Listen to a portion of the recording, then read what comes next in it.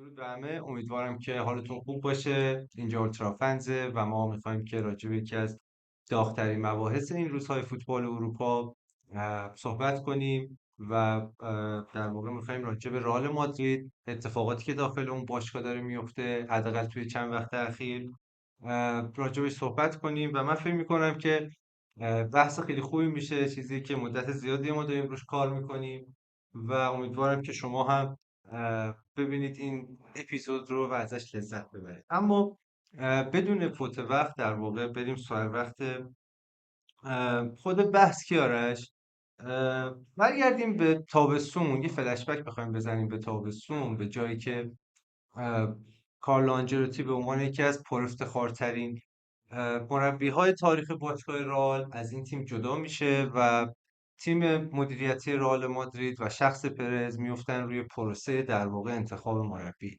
چی میشه که خب، ژابی من آلونسو اول رو یه به سلام عنوان عرض کنم مربی خدمت انتخاب همه و میکنن؟ اینکه آره به قول تو بریم شروع بکنیم. اینکه اه، اگه بخوایم راجع به اون بازه زمانی صحبت بکنیم، خب خیلی وقت بود که صحبتش بود که این اتفاق بیفته.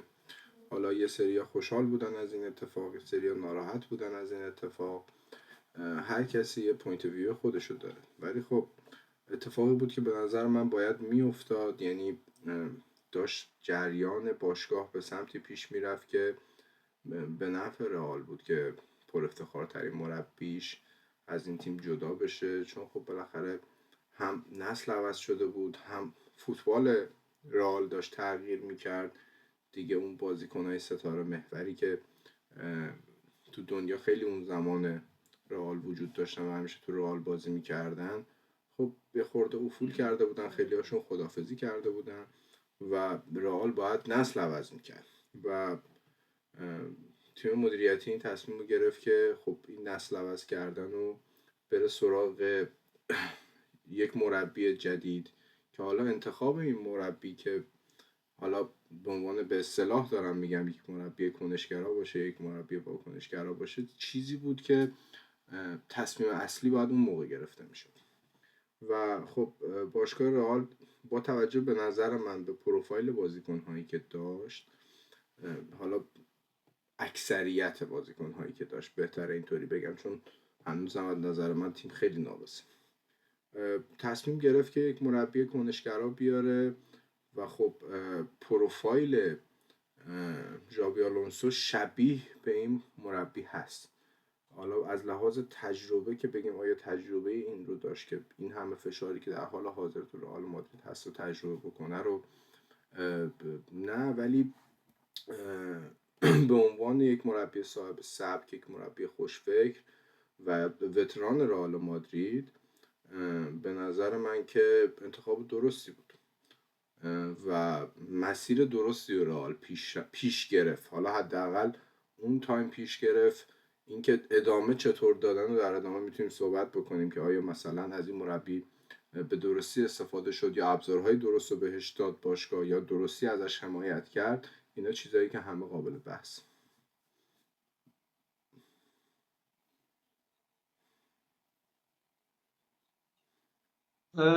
مرسی از توضیحت. اما برگردیم به روزهایی که حالا به هر سازوکاری در واقع ژابی آلونسو انتخاب میشه برای رئال مادرید توی بحبوحه جام باشگاه‌های جهان و توی مصاحبه های اولش ژابی آلونسو میاد و چند تا در واقع شعار میده بابت اینکه از شایسته سالاری از این به بعد در مادرید خواهد بود، از بازیکن‌های آکادمی استفاده خواهد شد، حداقل به عنوان اسکواد پلیر، حداقل به عنوان بکاپ یه سری از بازیکن‌های اصلی در یه سری از پست‌ها. و عرضم به حضورتون که مهمترینش هم در واقع شعار راجع به فوتبال مدرن، راجع به اینکه ما پرس خواهیم کرد، راجع به اینکه مدرن در واقع فوتبال بازی خواهیم کرد. و از اونجایی هم که در واقع اینم باید گفت که چون تیم انریکه و تیم پاریس سن ژرمن بهترین روزهای خودش رو داشت میگذروند و خیلی هایپ این قضیه بالا بود، این حرف بین طرفدارای رئال خیلی خریدار پیدا کرد. اما فصل شروع میشه و رئال مادرید خیلی خوب شروع میکنه، حداقل از نظر نتیجه، حداقل اینکه ما در واقع نوع کاملا بازی رئال متفاوت مادرید رو متفاوت متفاوت تر از زمان آنجلوتی میبینیم. راجع به اون هفتش آره راجع به اون 7 تا بازی اول که در واقع ببین اول باید رئال مادرید داشت یه چیزی میبرد، رو من میخوام بگم. بدونم که اونجا حس تو چی من بود به نسبت به نظرم این رادال تیم قفا و شعار اصلا نداد داستان هیچ چی موقع. بود. یعنی تو اون موقع تو زمان مصاحبه هاشم که ازش میپرسیدن آقا مثلا شما با چه سبکی قرار فوتبال بازی بکنین، یا مثلا چه بازیکنای احتیاج دارین، مثل تمام مربیای پسر خوب پرز در واقع در راجع به بازیکن‌ها گفتش که خب ما تیم در واقع کاملی داریم، یا ایکس یا ایگرگ. حالا اگر بازیکنی خواسته حتما در واقع پشت این سیستم ها اعلام شده، هیچ موقع جلوی حالا توی مصاحبه خبری یا هیچ جایی اعلام نکرد که اوکی من مثلا هافک نمیخوام، یا من مثلا وینگر نمیخوام، یا حالا هرچی. یا مسائلی که مطرح شد بابت کنار گذاشتن یه سری از بازیکن‌ها یا فروش یه سری از بازیکن‌ها، هیچ موقع نیومد بگه آقا مثلا رودریگو رو، همیشه گفت آقا من همه بازیکن‌ها رو احتیاج دارم. من به نظرم از لحاظ شروع خوب شروع کرد و یه جورایی الوعد وفا بود. آره یه سری خورده ها بهش میشه گرفت، یعنی اکثر حداقل خب من نمیگم اکثر، میگم خودم، نظر خودم میگم. من تصورم این بود که با توجه به کمبود رئال مادرید توی یک سری از پست هایی که تو تابستون باید خریده میشد و خریده نشد، مثل پست هافک تو پخش کن یا وینگر راست، یا حالا در واقع فروش یک سری از بازیکن‌ها و خرید بازیکن‌های جدید، بازیکن‌هایی که دیگه انقدر مصدوم شده بودن که معلومه توی حتی فصلی که ما تو جام باشگاه جهان هم رفتیم بازی کردیم قرار نیست که بتونن حالا این همه بازی رو بازی بکنن، تو 3 تا 4 تا تورنمنت شرکت بکنن و سالم بمونن، خیلی بعید به نظر میرسید. من تصورم این بود که ما ببینیم اون سیستم 3-4-2-1 3-5-2 رو از ژاوی. حالا الان میبینیم ها، یعنی مثلا الان رئال توی بیلداپ مثلا همین دیشب با آلاوز مثلا 3-2-5 بازی میکرد موقع بیلداپ، یا پرس رو مثلا داریم تو به خصوص اون 8 تا 9 تا بازی اول توی لول خیلی بالایی میدیدیم. یعنی میدیدیم که رئال های ترنوور میگیره، رئال پی پی دی ای خیلی بالای پایینی داره و اکثر در واقع ضعف‌های بازی سازیشو به خصوص جلو تیمایی که میخواستن خیلی لو بلاک بازی بکنن با پرس جبران میکرد، با شانس‌های دوم جبران میکرد، با دوندگی جبران میکرد و به قول تو همه چی خوب بود. اگه یه سری از بازی ها هم میدیدیم مثلا آمار پایینه یا یکیچ برده، خب زیر سیبیلی رد میشد چون تیم داشت نتیجه میگرفت. متوجه چی میگم؟ یعنی به این فکر میکردیم که مثل خیلی از مربیای دیگه همه انتظار داشتن ژاوی بد شروع کنه، ولی خب ژاوی خیلی خوب شروع کرد.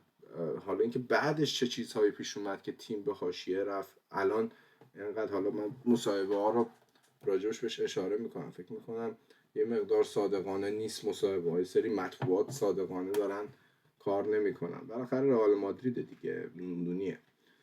به خاطر همین آره من نظرم اینه. من من فکر میکنم که من فکر میکنم که نکته درستی رو گفتی، چون من حتی توی اون 7 تا بازی اول که رئال مادرید برد هم ضعف رو میدیدم در این تیم، اینکه مقتدر بازی نمیکنه رو میدیدم در این تیم. صرفا در یک سری لحظات کلیدی تیم خودش رو پیدا میکرد، من اینجوری بهت بگم بهتر فکر میکنم. و رئال مادرید چون نتیجه رو داشت، هیچ وقت این انتقادات چه از نظر فنی چه قضیه حالا رخکن و اینا اصلا صحبتی نمیشد، چون که رئال مادرید داشت نتیجه میگرفت، صدر لالیگا بود و خیلی خوب داشت بازی ها رو میبرد.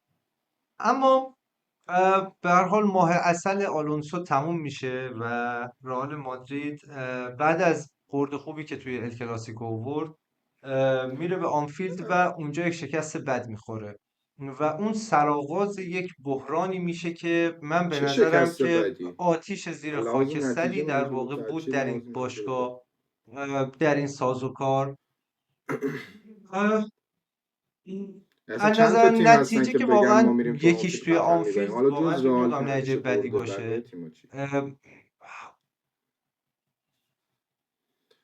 این درسته.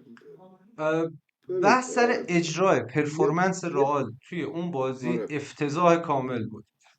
میخوای تو آره نظراتو بگو بعد بس من نظرم. بحث سر همینه. من به نظرم اینجوریه. من نظرم اینه که تو اون بازی پرفورمنس رئال خیلی بد بود. حالا صرفا باز هم اونقدر بعد اون بازی انتقادات انجام نشد، اما بعد از بازی بعد که با رای وایکانو بود و بازی 0-0 شد انتقادات شروع شد. یه سری حرفا از رخکن در اومد، یه سری صحبت ها که اینا برای ژابی آلونسو نمیخوان بازی کنن، مخصوصا بعد از تعطیلات بازی های ملی جلوی الچه.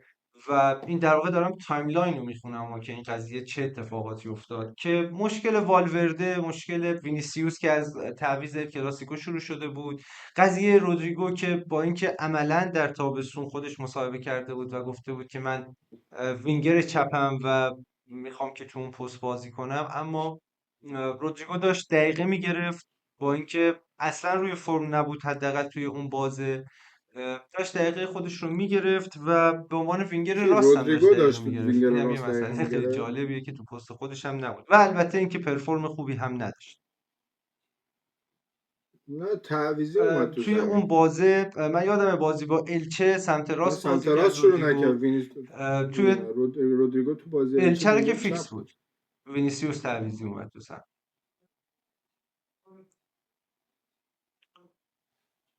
اصلا توی بازی با خب دیگه الچه ده. در واقع رئال مادرید 3-4-2-1 من چقدر درست بازی کرد که یادم نمیاد. رودریگو سمت راستش ببین بود و بیلینگام ده سمت چپ بود. ببین اینو که بله. یادم. آره. ببین بازی که اگه فران بخوایم تورس راجع افتضاح بود.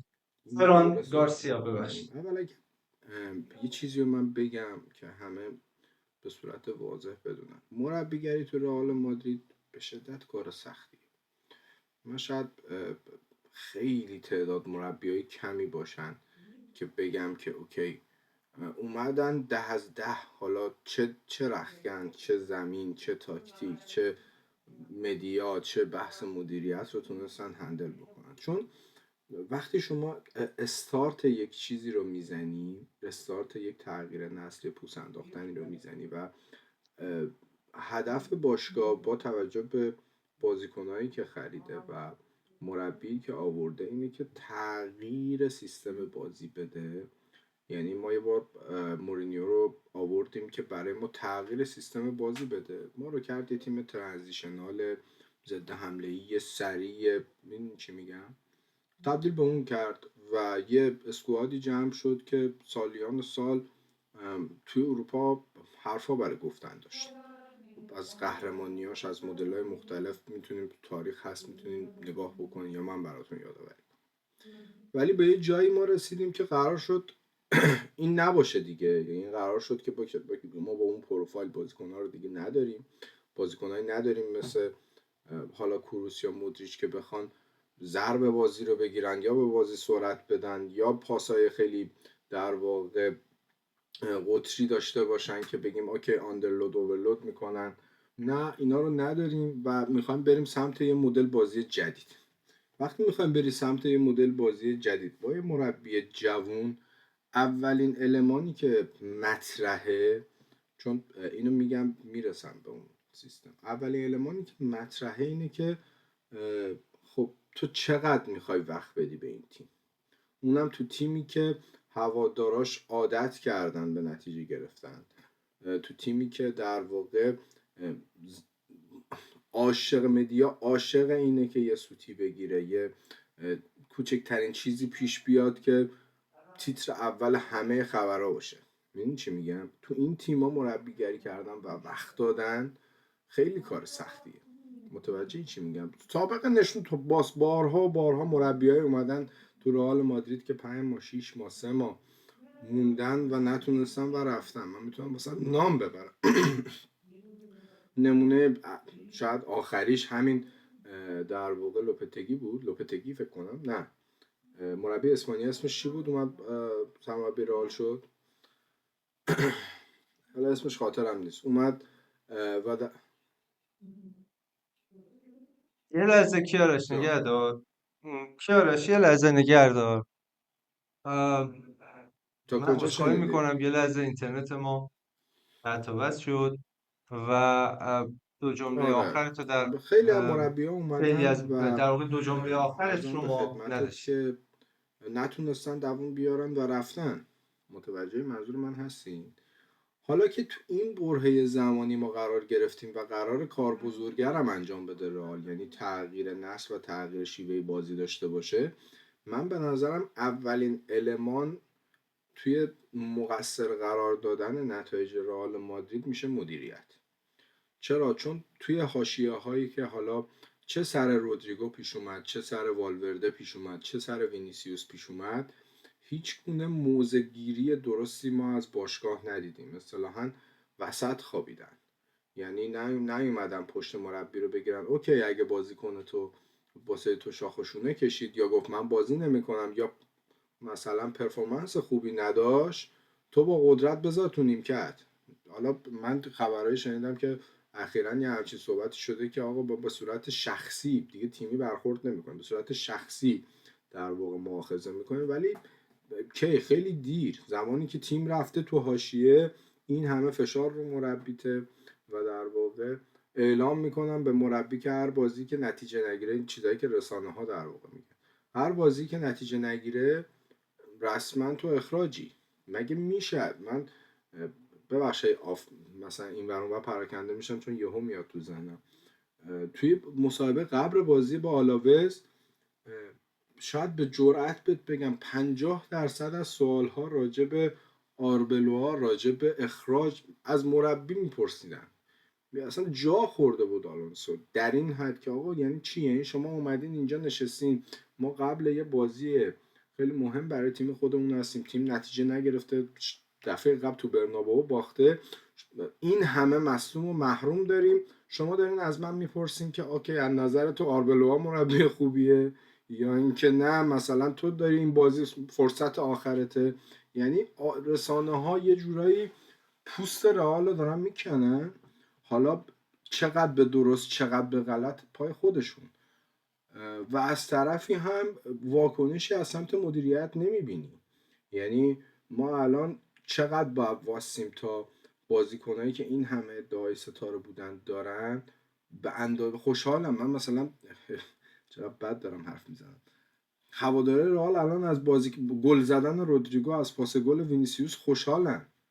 چرا خوشحال هستین؟ مرده تو بازی اومده از 13 تا دوئل 12 تا دوئل 3 تا برده. آقای رودریگو تو 32 تا بازی اخیر 2 تا گل زده. ببین چی میگم، اینا بازیکنایی هستن که ما داریم میگیم اوکی قراردادهای سوپر بالا از رئال مادرید میخوان و دارن میگیرن. وقتی یارو میاد تو 32 تا بازی 2 تا گل میزنه، شاخ قولو شکونده، چیکار کرده دقیقاً؟ متوجه چی میگم؟ خب اینجا رو من ازت چیز میگیرم و میخوام توی صحبتی بکنم بابت اینکه چی از این قضیه که گفتی تقصیر مدیریته و من کاملا این رو قبول دارم. ما به نظر من که ژابی آلونسو هم بخش بزرگی از این تقصیرش هستش، به خاطر اینکه شما با میگم شعار شایسته سالاری اومدی و نبوده، به هیچ سبک موقع سی سی و والا دو این نبوده، هیچ وقت این نبوده. شما در طول جام باشگاه‌های جهان مصاحبه هاش هست، من میتونم برم لینک هاشو در بیارم که شما اومدی گفتی که من شایسته سالاریه در تیم من و توی همون مسابقات هم رودریگو رو میذاشتی نیمکت و خب این پسر گارسیا رو این میذاشتی تو درسته، زمین بله. و ولی گارسیا با تو شروع زمین لیگ میومد چون امباپه مصدوم بود، نه به خاطر رودریگو. نه، بعد از برگشت امباپه هم گارسیا تو زمین بود. نه به خدا. بعد از برگشت امباپه هم گارسیا نه تو زمین بود. ماسانتائونو بازی میکرد بابا. حالا بگو ادامه بده. بله. ولی با شروع فصل خب کسی که در 32 تا بازی 2 تا گل زده و حالا دومین گلش هم میگه که هفته پیش بوده رو چرا بازی میدی؟ خب شما رئال مادرید هستی؟ نه بذار من تمام کنم. شما رئال مادرید هستی، علاوه بر این که شما شایسته سالاری نکردی، دو جلوی یاغیگری در واقع بازیکنات هم به نظر من کاملا حداقل رفتاری که با وینی کرد، رفتاری که با والوردی کرد، ببین اینا کار به جای رسیده بود که من شب میخوابیدم صبح بیدار میشدم میدیدم هر کدوم اینا یه بیانیه دادن، در واقع یه لحظه زبونم گرفت، بیانیه دادن. و میشه مگه شما مثلا به عنوان وینیسیوس اومدی از تعویض شدی، اعتراض کردی، رفتی تو رخکن، نمیدونم بطری آب و لگد زدی، فردایش میاد بیانیه میدی و فقط چیز تو در واقع طرفداران رئال مادریدن، هیچ صحبتی با مربی نمیکنی، این که بخوای مربی رو در واقع عذرخواهی بکنی بابت رفتار خودت در شرایطی که تیم برنده بود. یا والورده بعد از بازی با الچه اگه درست یادم باشه بیانیه میده و یه سری کلمات کلیشه‌ای به کار میبره داخل اون بیانیه که ما برمیگردیم، ما رئال مادریدیم، نمیدونم حالا مادرید، نمیدونم از این جور من یه چیزها. سوال ازت بپرسم میونه حرفت، دو تا سوال اینو بپرس. جواب بده. تو الان بذار رئال مادرید رو بذار کنار، میگیم یه تیم دیگه، میگیم یه بازیکن میاد مصاحبه میکنه و مصاحبه میگیم مثلا علیه مربی هم نیست. خب مثلا میگیم به وضوح مثل قضیه صلاح و اسلوت. مثل قضیه سلام، آیا اسلوت صلاح ها از تیم خط زد به نظرت؟ من دوست نداشتم وارد این قضیه بشم، ولی داخل قضیه صلاح خبرنگارها و خبرگزاریها، حالا ما اونم یه اپیزودی داریم راجبش، اما خبرنگارها و خبرگزاریها اومدن گفتن که در واقع مدیر ورزشی لیورپول با هماهنگی اسلوت با هم دیگه به این نتیجه رسیدن که صلاحو نبرن سنسیرو. میدونی یعنی چی این حرف؟ یعنی چی؟ نها کن، تو وقتی سال اولت توی تیمی مثل رئال مادرید، خب، و در واقع نتیجه نگرفتن تو مقصر اصلی تویی، هیچکی بازیکن مقصر داره ارائه نمیکنه، حداقل توی سیستم رسانه و باشگاه که اینطوریه. خب هر بازی به جایی میرسه که هر بازی اینجوریه که اگر تو نتیجه نگیری داری اخراج میشی. درسته؟ سیستم به این حالته در حال حاضر دیگه. تو آیا اصلا قابلیت اینو داری که بخوای با ستاره تیمت در بیفتی؟ یا مثلا بذار اصلا اینطوری بهت بگم، تو هیچ جا شنیدی که باشگاه رئال مادرید به خاطر، من اصلا عجیبه واسم این سیستم، به خاطر در واقع مصاحبه‌ای که وینیسیوس، میگم مصاحبه‌ای که والورده کرده یا حرکتی که وینیسیوس کرده، بگه آقا مثلا سیستم انضباطی باشگاه این آقا رو محروم کرد یا این آقا رو جریمه کرد یا هیچ چیز دیگه ای؟ مگه مربیه فقط؟ مگه میشه ببین من یه بازیکنی و تو ببخش. کل فصل، حتی همون بازی در واقع ال کلاسیکویی که داری میگی، این آدم یا به صورت کامل بازی نمیکرد و تعویزش میکرد یا نیمه دوم بازیش میداد. خب چه اتفاقی واسه اون مربی افتاده که بعد از به قول تو دهنکجی که به مربی شده و در واقع به قول تو بی احترامی که به مربی شده سر اینکه تعویزش کرده، از بازی بعد همیشه فیکسه؟ آیا این غیر از این پیامو میده که باشگاه برگشته گفته تو هر کاری دلت میخواد بکن، این باید بازی بکنه؟ غیر از اینه؟ خب همچین توی این معنی شرایط میده؟ ببین شما، ببین من یه چیزی بهت بگم، شما به عنوان ژابی آلونسو وقتی اومدی وارد این تیم شدی حوزه اختیاراتت مشخص شده، یعنی قطعه به یقین. ببین خودت گفتی رئال مادرید در آستانه یک پوست‌اندازیه، ما قراره که تغییر نسل بدیم، یه سری از بازیکن‌ها جایگزین بشن. حالا البته هزینه خوبی هم شد برای بازسازی قسمتی از ترکیب رئال مادرید، هرچند کافی نبود، اما به نظرم که تو این تابستون به نسبت تابستون‌های قبل خیلی بهتر کار کرد رئال. حالا به اونها هم میرسیم. اما شما، من اون دفعه هم فکر کنم بین خودمون بود داشتیم صحبت میکردیم، گفتم سرمربی یک تیم در یک شرکت بزرگ به عنوان یک مدیر میانی شناخته میشه. شما باید به بالا سر خودت که در واقع مدیر عامل و در واقع مدیر فنی و اینا هست توضیحات بدی، نه از اون ور هم شما باید رخکن خودت رو، بازیکنهای خودت رو که پایینتر از تو هستن از نظر لول سازمانی، بخوای که اونها رو هم هندل کنی، حالا چه حاشیه هاشون رو چه پرفورمشون رو. و شما به عنوان یک مدیر میانی به نظر من توی این قضیه اگه اینجوری که میگی باشه که افتضاحه. یعنی شما به عنوان مدیر میانی حذف شدی، مدیر عامل شخصا یا حالا مدیر دقیقاً فنی اون بالا دقیقاً سری ببین سرمربی نظر من دقیقاً شخصا داره همینه. با دقیقاً کف همینه. قضیه برخورد اتفاقا من میکنه. میخواستم این مثال اینطوری برات بزنم، بگم که شما میگی مدیر میانی، تو به مدیر میانی سمت بدی، قدرت ندی، مدیر میانی هیچ کاری نمیتونه بکنه. مثل یه رستورانی میمونه که تو بگی آقا من یه مدیر داخلی دارم ولی اجازه مثلا اخراج فلان گارسون رو نداره. میفهمی چی میگم؟ وقتی نداره اون گارسون هم هیچ حسابی از این آدم نمیبره. متوجه منظور من هستی؟ من تصورم اینه حال حاضر باشگاه رئال مادرید یه سیستمی توش افتاده، حداقل من اینطوری فکر میکنم، چون رسانه رو که من هیچ جوره باور هر چیزی که توی هر کدوم از این خبرگزاری ها مصاحبه ها من میشنوم به جز اونایی که از دهن خود طرفه، یعنی میکروفون ورده گذاشته آقا این چی گفتی چی گفتی، اینو من باور میکنم. غیر از اون هر کاری که در واقع میشه صرف فقط جذب بیرنده و در واقع خبرهای زرد بیشتر داره تا اینکه بخواد واقعی باشه. تو باید نگاه کنید چه اتفاقی دقیقا داره میفته. ولی حال حاضر نشون میده که ژاوی داره یه جورایی من حس میکنم راجع به جو رختکن شاید داره بهبود پیدا میکنه، ولی اینکه میگه ما همه متحدیم، نه همه متحد نیستن. اختلاف نظر وجود داره نسبت به اینکه چطور بازی بکنه رئال مادرید. و اگر 100%. قرار باشه رئال مادرید از این سیستم نتیجه بگیره باید حداقل چاقوی جراحی و دست ژاوی بدن. یعنی اگر قرار من، چون باشگاه از همه چی مهمتره، بس من هیچ کدوم از بازیکنای رئال مادرید حالا غیر از امباپه به نظرم که واقعا پرفورمنس خوبی داشته غیر قابل فروش نیستن این فصل. تو باید در واقع چاقو رو دست این آدم بدی، بگی آقا اگر شخصی مثال، حالا با تو طول برنامه میگیم وینیسیوس، من همه مشکل وینیسیوس نمیدونم، اگه شخصی به اسم وینیسیوس به کارتون نمیاد و تیم من یه دستر بازی میکنه، متحدتر بازی میکنه بدون وینیسیوس، آقا برای فروش مگه غیر از اینه؟ مگه تیمای دیگه این کارها رو نکردن؟ مگه همین تیم پپ گواردیولا که همه قربون صدقش میرن این همه تا حالا با بازیکن‌های مختلف در افتاد و باشگاه به خاطرش بازیکن‌ها رو فروخت؟ مگه نتیجه نگرفت این آدم؟ چرا؟ چون پشت مربیشون واسادن. ما نمیخوایم پشت مربیمون واسیم، نمیخوایم خودمون رو بده بکنیم جلوی هوادار که ستاره تیممون رو به اصطلاح هم فروختیم، یا بریم 4 روز بعد بره طرف توی تیم دیگه گل بکنه برگردن به ما بگن که وای فلانی رو داد رفت. ما نمیخوایم این کارو بکنیم.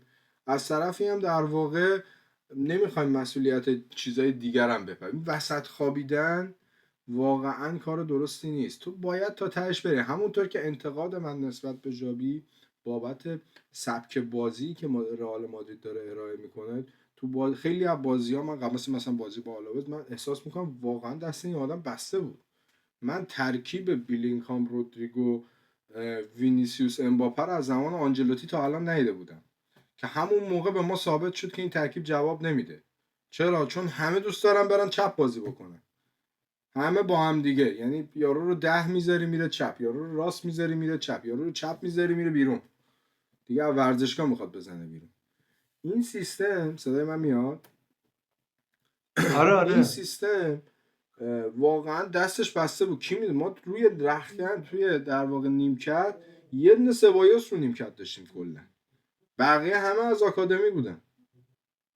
متوجه منظور من ولی هستی؟ من یه لحظه اینجا میخوام ازت یه دونه چیز من کنم. خب این تیکه حرفمو به بزنم که نظر من انتقادمو بگم. ما باید توی سبکی که ژاوی رو براش آوردیم بازی میکرد. یعنی اگر قرار بود که حتی اگر اخراج بشه، حتی که بعید نیست، واقعا بعید نیست با این وضع این اتفاق بیفته، حتی اگه قرار اخراج بشه بر اساس یه ایدئولوژی اخراج بشه. چون این الان برای من فرقی نمیکنه. من بعدها از اگه قرار باشه که از رئال مادرید ژاوی آلونسو بخوام یادی کنم که آقا چه اتفاق، میگم آقا حداقل طرف اومد تیم خوب پرس کرد، حداقل طرف اومد تیم خوب توپ بالا آورد، اوکی باشه نتیجه نگرفتی باختی اخراجت کردم، واسه من قابل قبوله. تو رئال مادرید پنجره انتظار خیلی کوتاه، ولی حداقل با یه جورایی عقاید خودت بمیر. میخوای بمیری. متوجه چی میگم؟ این صرفا مربوط به بازیکنان نیست. بازیکنان سیستم خود مربیه، میخواد بازی بده نمیخواد بازی بده، سیستم باشگاه، انتخاب باشگاه، اصلا اینا رو بریز کنار. ولی مدل بازی کرد من ببینم تو مثلا میخوای در واقع 3-4-2-1 بازی بکنی، بازیکن‌ها تو زمین آندر پرفورم دارن، واسه تو بازی نمیکنن، بیننده عاقل میبینه. باشه تو ایده تاکتیکی رو دادی، بازیکنات اجرا نکرده، من میرم میزنم تو سر اون بازیکن. متوجهی؟ همونطور که الان نفرت نسبت به خیلی از بازیکن‌ها تو رئال مادرید داره زیاد میشه. یعنی تو میبینی که مثلا گارد گرفتن، والورده محبوبیت قدیمیشو نداره، وینیسیوس محبوبیت قدیمیشو نداره، میبینی تماشاگران نسبت بهش گارد داره. تو کارتو بکن، ما بگیم آقا باشه بازیکن نکرد. ولی اینکه تو بیای هر بازی دوباره برگردی به سیستم علی اکبری و نمیدونم 442 خطی واسه ما بچینی، این دیگه خداوکیلی برای من فوشه.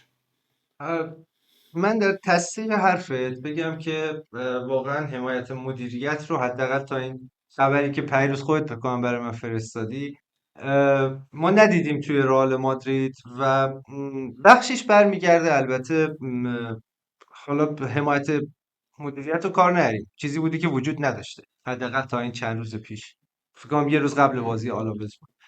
ما خب بخشش هم برمیگرده به چیزی که اول ویدیو گفتی، تجربه آلونسو. این آدم 2 فصل و نیم کلا تجربه سرمربیگری در بزرگسالان رو داره و خب در واقع لورکوزنی بوده که خیلی چشمهای کمتری روش بوده، هیچ وقت این اتفاقات نمیافتادش و اصلا تجربه چنین چیزی رو و کار کردن با چنین رخکنی رو در واقع آلونسو نداره. صرفا یک بازیکن بزرگی در رختکن‌های بزرگی بوده، اما اینکه بدین صورت بخوان در واقع حاشیه ایجاد کنن رو فکر نه نمی‌کنم تو رئال اون تیم قبلا ها هم تست دیده بود. کرده جواب گرفته، مگه ما با زیدان این کارو نکردیم؟ مگه امسال اما من یه چیزی میخوام بگم، این یه چیزی چیزیه که اضافه بعید کنم نبود فقط. جواب بده، هنوزم حالا چیزی من مشخص فکر نیست. میکنم یه خورده بریم توی عمق در واقع بعد فنی قضیه که چه اتفاقی تو زمین داره میفته. ما توضیحات زیادی راجع به رختکن و مدیریت و اینا دادیم.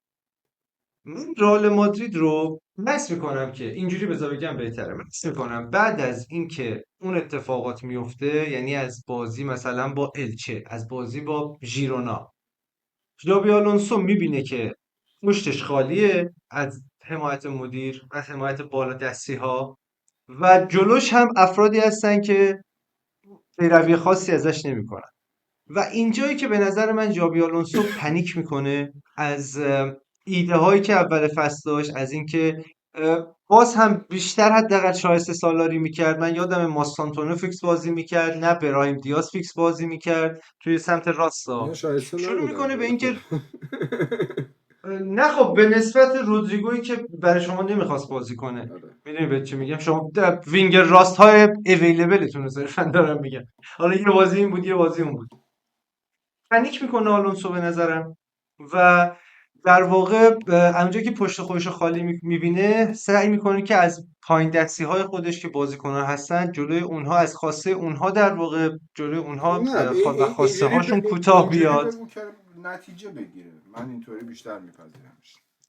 من اسم میکنم که از خواستهاش کوتاه اومد، مصلحتی شاید اینجوری شاید بگیم بهتره که آقا مصلحت الان اینجوریه که از خواستهامون کوتاه بیایم و از اون بازی به بعد، یعنی در بازی با سیتی، در بازی با سلتاویگو که قبل سیتی بود 2-0 باختن و در این بازی آخر که جلوی آلاوز بود، من که سویچ کرد به 4-4-2 که وینی و امباپه میرن جلو، من در واقع اینجوری بگم حتی تو بازی دیروز هم اگر من نمیدونستم که سرمربی الان رئال مادریده و شما چند سال بعد ویدیو این بازی رو به من نشون بدی بگی به نظرت سرمربی کیه، چشم بسته میگم آنجلوتی. یعنی کاملا من ایده های آنجلوتی رو میدیدم در زمین که ما علاقه به پرس نداریم، حداقل باز تو بازی با سیتی ما یه ذره دیدیم، اما در بازی با سلتا ویگو و در بازی دیروز با آلاوز من علاقه اصلا به پرس، فوتبال مدرن جوری که ژابی آلونسو حداقل خودش رو پرفورم میکرد در لورکوزن، که من این چنین مربیی میخوام باشم. میدونی چی میگم؟ چنین چیزی ما ندیدیم. رئال مادرید سعی میکرد که بیشتر بیاد عقب و توی ترانزیشن ها بخواد مثلا موقعیتی ایجاد کنه، گلی بزنه یا حالا هر چیزی. و من فکر میکنم که با این شرایط، ببین ما راه حلش هم اینه، ما دو تا راه داریم. یا ما این مربی رو آوردیم برای اینکه امسال سال اولش هم هست بیاد برای ما سگانه بگیره، دوگانه بگیره، نه لالیگا بگیره، اوکی. یا اینکه ما اینو آوردیم و گفتیم آقا این یک پروسه است، یک پروژه است، مثل کاری که آرسنال با آرتتا کرد مثلا، مثل کاری که که اه، کرد که دیگه جوابم مثلا نداد، مثلا ولی خب باش. نه، منظورم اینه که پروژه است، پروژه زمان بره. خب پس ما باید بیایم بگیم که اصلا از حمایت کامل کنیم از مربی، بگیم آقا تو هر کاری میکنی بکن، ما آخر فصل در مورد تو تصمیم میگیریم که آیا تو باید بمونی یا نمونی. تو به ما یه چیزی نشون بده کاری که میخوای انجام بدی و ببینیم تو اصلا میتونی این کار رو از آخه عهدهش بر بیای، بعد میایم راجع به تصمیم میگیریم. اما من نمیدونم، من فکر می‌کنم طرفدارای رئال، فن بیس رئال مادرید و خود بازیکنان خوب در واقع بهشون گفته نشده، خوب این قضیه پرفورم نشده توی مدیا، توی حتی رخکن، که آقا این یک پروژه جدیدیه که ما استارت زدیم.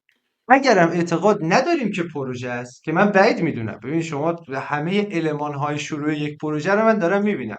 خب همونطور که گفتی، ما اگر اعتقاد نداریم که شروع یک پروژه است، که ما غلط کردیم رفتیم مربی که دو فصل کلا سرمربیگری کرده در بزرگسالان رو آوردیم و ازش انتظار سگانه یا دوگانه داریم و جلوی داخل باشگاهی که فصل گذشتهش جامی نگرفته و میخوایم که ببین یهو اینو بیاریم یک مربی جوان رو و بگیم سه تا جام باید برای ما بیاریم. ببین من نمیخوام، کلا من آدمی اهل بهانه گرفتن نیستم یا مثلا ادله آوردن نیستم، ولی اینجا احساس میکنم یه مقدار باید از مربی رئال دفاع بکنم.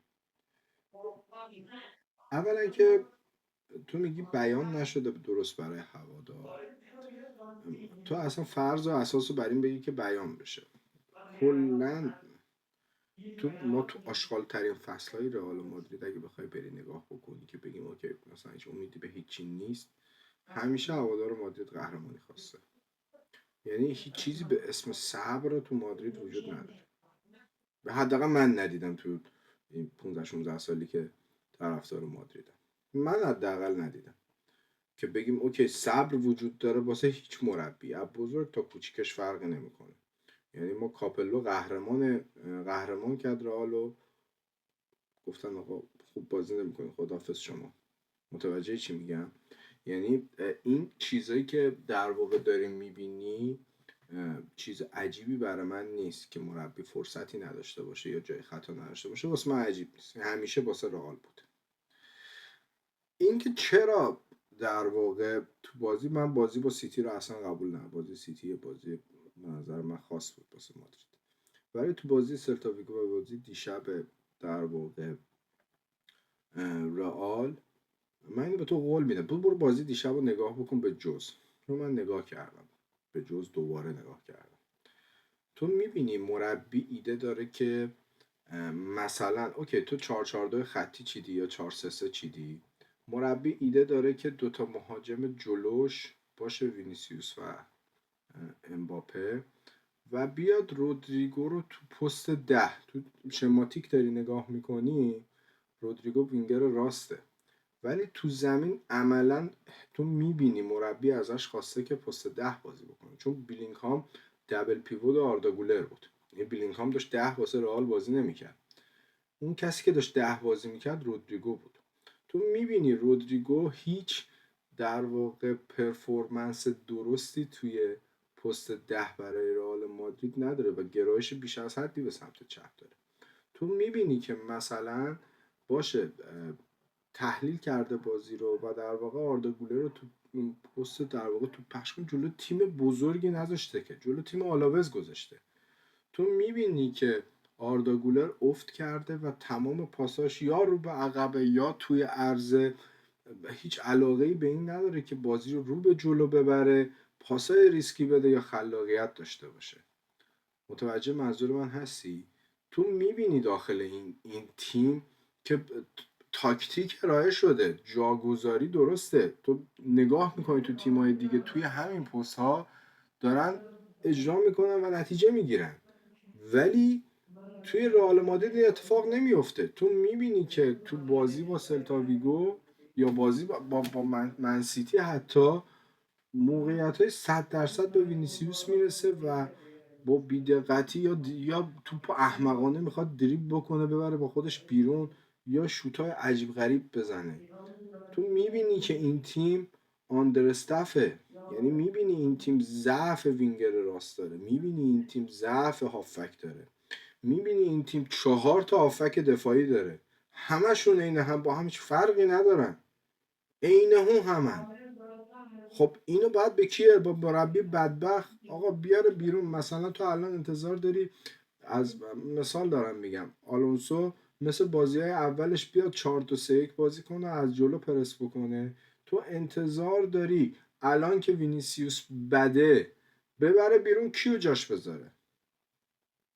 انتظار داری الان که آردا گولر بده، بازی قبل جلوی سیتی میاد سبایوس رو فیکس میکنه، یه پا میذاره این ور، یه پا میذاره اون ور، تر میزنه تو بازی، این بازی میاد آردا گولر رو فیکس میذاره، اونم همین کارو میکنه، بعد تعویضش کنه دوباره سبایوس رو بیاره؟ خب وقتی ما یک سری بازیکن اسکواد پلیر تو لول پایین تو این تیم جمع کردیم و حاضر نیستیم از در واقع این ایگومون پایین بیایم که باشه یه خریدی شاید اشتباه بوده یا یه بازیکن دیگه وقت فروختنش بفروشیم، الکی فقط یه چتر حمایتی وا کردیم روی بازیکن ها. وقتی تو نمیتونی اندازه رئال مادرید که باشگاه پرفورمنس داشته باشی، پس اصلا جات توی رئال مادرید نیست.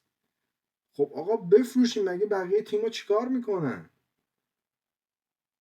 یعنی واقعا ما نمیتونیم همه عاشق اینن که بیان داخل رئال. این همه بازیکن وجود داره، بارسا و رئال تو این سالها همیشه دست پایین واسه خریدن داشتن، چون توی خراب شده به اسم لالیگا دارن بازی میکنن.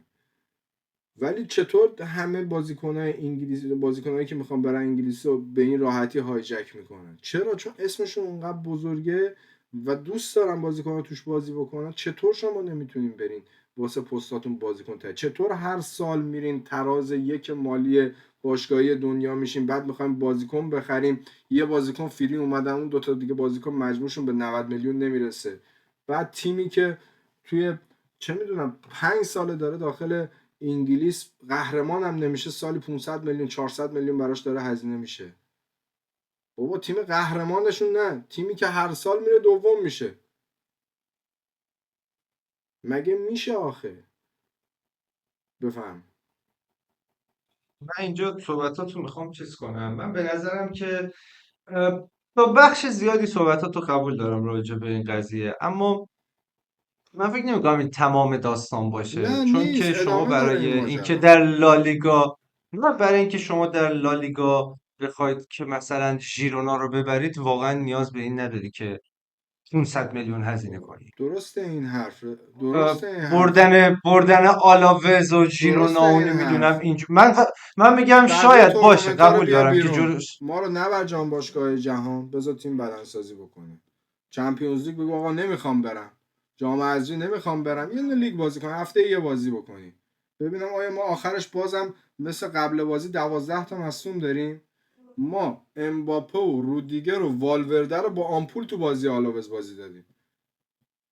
مگه میشه؟ اما بدور از اینها من میخوام بگم که بخوایم بیشتر بریم تو زمین که راجع به آره یه اتفاقات تو مقدار زمین به صحبت کنیم. نظرم من یه ویدیو چیزی. خیلی طولانی هم بشه حوصله بچه‌ها سر آره، میره.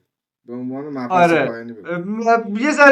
یه ذره چیز کنیم. آره، عرضم به حضورت که من دو تا مسئله میبینم. یک این که بزرگترین تفاوت رئال آلونسو با رئال آنجلوتی در اون 7 هفته اول به نظرم این بود که آردا گولر خیلی داشت خوب پرفورم میکرد، در جای درستی داشت بازی میکرد و آمار گل و پاس گل مشخصه و آردا گولر کلا بازیکنیه که خیلی خوب پاس آخر رو میندازه و من خیلی یاد اوزیل میندازه، حالا نه اینکه در سطح اوزیل باشه ها. صرفا چون به ترکه. نظرم اینی که حالا ترک بودنش یه بحثه، به نظرم مثلا 70% اوزیل میتونه باشه در بهترین حالتش تا امروز.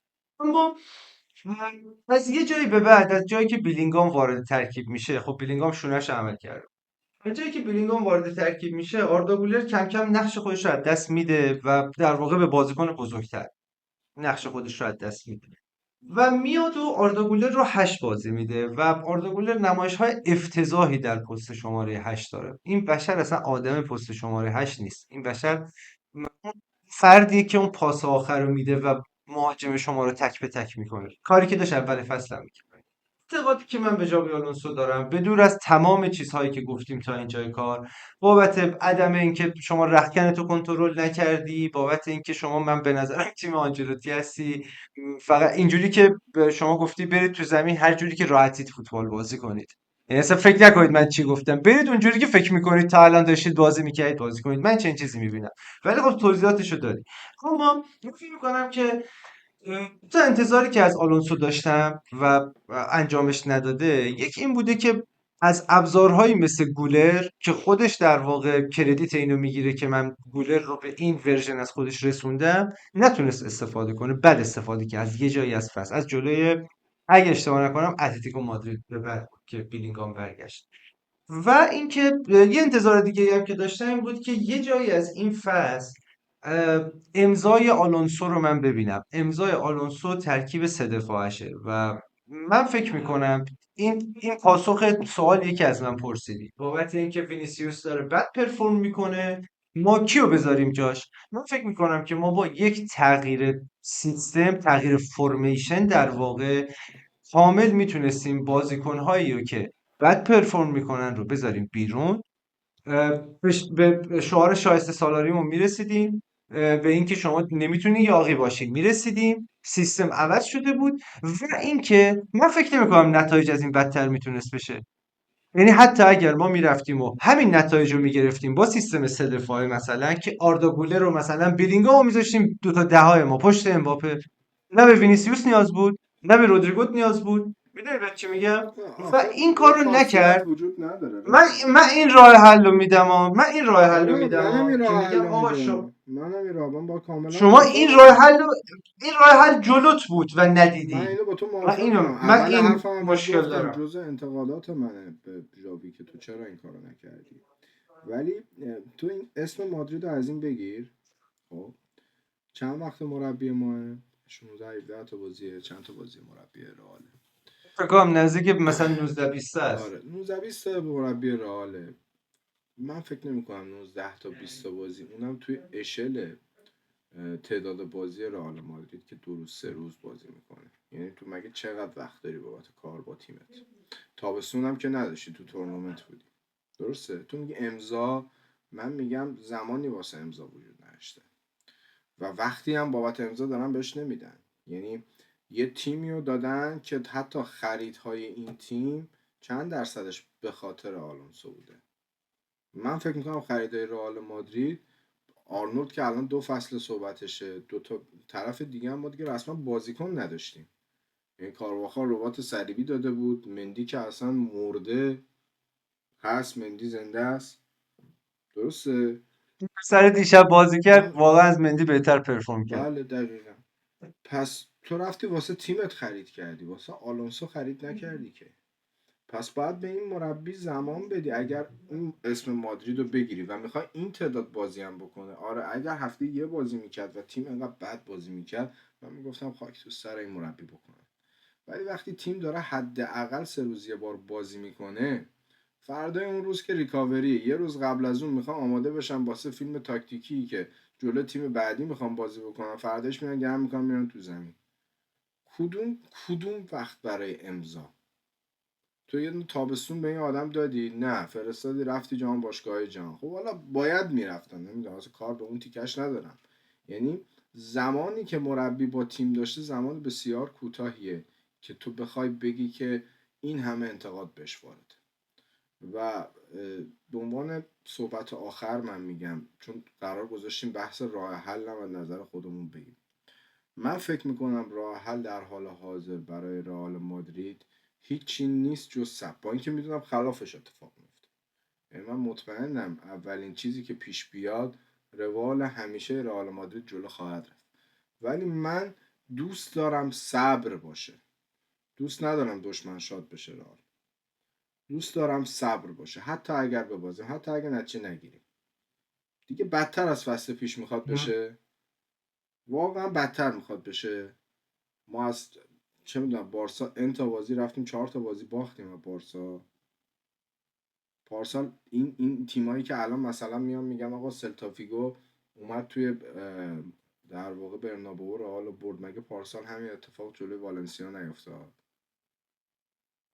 چه فرقی کرد که الان همه دارن سنگ آنجلوتی به سینه میزنن؟ نه، صرفا انتقاد اینه که اگر قرار بود که ما نیست. ببازیم جلوی همه سلتا همه ویگو و والنسیا، آره. خب آنجلوتی بود داشت همین کارو قربونت میکرد. برم، همه بیرون اما گود نشستن میگن آره بسم لنگش الله کن. بسم الله. اما اما من به عنوان حرف آخر، به نظرم ژابی آلونسو باید بمونه توی رئال مادرید. نظر شخصیمه. همونطور که فکر می‌کنم مدیریت هم الان شروع کرده به حمایت کردن ازش، هرچند یک ماه دیر، یک ماه و نیم دیر فکر کنم این حمایت کار یعنی بگی داره برو میکنه، بازیکن ولی بخر. ژانویه سه حمایت تا کرد. بازیکن خرید، من میگم مدیریت داره حمایت. حمایت داره میکنه از ژابی آلونسو. من فکر میکنم که باید کارنامه ژابی آلونسو در رئال مادرید رو آخر فصل بررسی کنیم و ببینیم که این مربی چه کار کرده در طول فصل، چون الان نیم فصل که رفت در واقع. توی نیم فصل دوم چه تغییراتی اعمال میکنه، ما چه رئال مادریدی میبینیم و رئال مادرید در تورنمنت ها چی کار خواهد کرد و در لالیگایی که حاضر فعلا هست. که نتایج اونقدر بد نبوده به نظرم، همه جا مدعی یه جورایی. نتایج که افتضاح بوده. شما در خب 4 هفته اوکی 5 امتیاز جلو بودن و به باشه. 4 امتیاز عقب افتادن. این دیگه مگه از افتضاح تر ببخشید مثلا. همین پارسال بارسا 8 امتیاز از رئال تو همین جای فصل عقب بود، مگه بعدش قهرمان نشد؟ نه خب، نه آقا همین دیگه، به معذرت خاطر میخوام، همین میگم باید پارسال آخر مگه فصل پاریس سن ببینیم. ژرمن همین جای فصل اصلا داشت کوالیفاید میشد برای پلی آف چمپیونز لیگ که حالا بگیم قهرمانش بشه؟ اصلا من به خاطر خیلی لیگ همین میگم خیلی لیگ مونده برای بازی کردن که بخوایم این حرفا رو بزنیم. من به خاطر همین میگم که باید وقت بدیم به ژاوی آلونسو و بگیم که شما هر کاری میخوای بکن و ما آخر فصل میبینیم که شما مثلا در کجای موافقم. قضیه هستی. یه مشکل دیگه هم میخوام اینجا مطرح کنم که پاسش بدم به ویدیو بعدی که ما بگیریم توی این سری ویدیوهایی که به نظرم زیر ذره بین میبریم مسائل رو. اون همینه که وینیسیوس، بیلینگام و امباپه به نظر من همپوشانی زیادی دارن. مینمن هایی هستن که هر کدومشون برای یک تیم کافی هن، اما هر ستاشون دارن برای یک تیم بازی میکنن و من فکر میکنم که یکی از بزرگترین مشکلات رئال مادرید توی پرفورم توی این 2 سال، اصلا چه در زمان آنجلوتی چه در زمان آلونسو، این باشه. نمیخوام الان راجبش صحبت کنیم کیا، و اینو میخوام که بعدا میایم و حالا در قسمت های بعدی این سری برنامه هایی که ما مسائل رو زیر ذره بین میبریم میایم و راجع به این قضیه صحبت میکنیم، چون این هم یک بحث خیلی بزرگیه و خیلی من فکر میکنم که اون هم خیلی بحث خوبی بشه. باش. اما فکر میکنم که من که لذت بردم حقیقتا از این بحثی که کردیم. فکر میکنم تمام جوانب رو بررسی کردیم، تا سماق زیادی از این قضیه رو چه بیرون زمین چه داخل زمین بررسی کردیم. فکر میکنم که اگر تا اینجا در واقع بیننده برنامه ما بودید، شما هم لذت بردید، حالا چه طرفدار رئال مادرید باشید، چه هیتر رئال مادرید باشید، یا چه طرفدار اصلا تیم دیگه‌ای باشید. فکر میکنم که شما هم مثل ما از این قضیه لذت بردید.